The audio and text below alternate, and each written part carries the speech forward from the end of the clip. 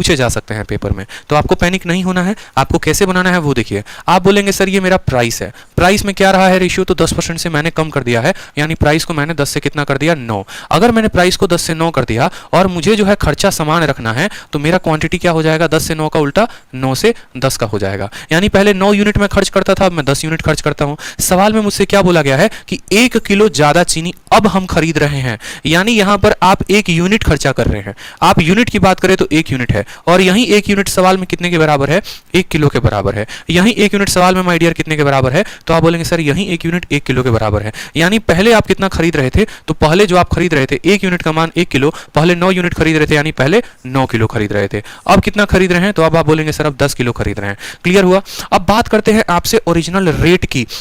तो आप मुझे बताओ, अगर आपको ओरिजिनल रेट निकालना ही है तो आप रेट कैसे निकालते हो। जैसे मान लो मैं 500 रुपए में 5 किलो चीनी लेके आया, तो मैं रेट कैसे निकालता हूँ, 500 बटे 5 करके, कि भैया 500 जो दाम है वो 5 किलो का है, तो 1 किलो का कितना होगा। उसी तरीके से इस व्यक्ति के पास कुल खर्च करने के लिए 270 रुपए हैं, तो ये 270 रुपए में पहले कितना लेकर आता था, तो 270 रुपए में पहले 9 किलो लेकर आता था, तो रेट क्या था, 30 रुपए। अब यहीं 270 में वो कितना किलो लेकर आता है, यहीं 270 रुपए में वो 10 किलो लेकर आता है, यानी अब रेट कितना है, 9 रुपए। तो ये हमारा रेट हो गया। तो ये 4 प्रश्न हमसे पूछे जा सकते हैं, और चारों के चारों आपके बोर्ड पर हैं। क्या क्या पूछा जा सकता है आपके पेपर में, आपसे पुराना वाला पूछा जा सकता है, क्वांटिटी कितना था, फिर आपसे ये पूछेगा नया क्वांटिटी कितना था, फिर पूछेगा पुराना रेट, और फिर पूछेगा नया रेट। तो कैसे करना है वो देखो।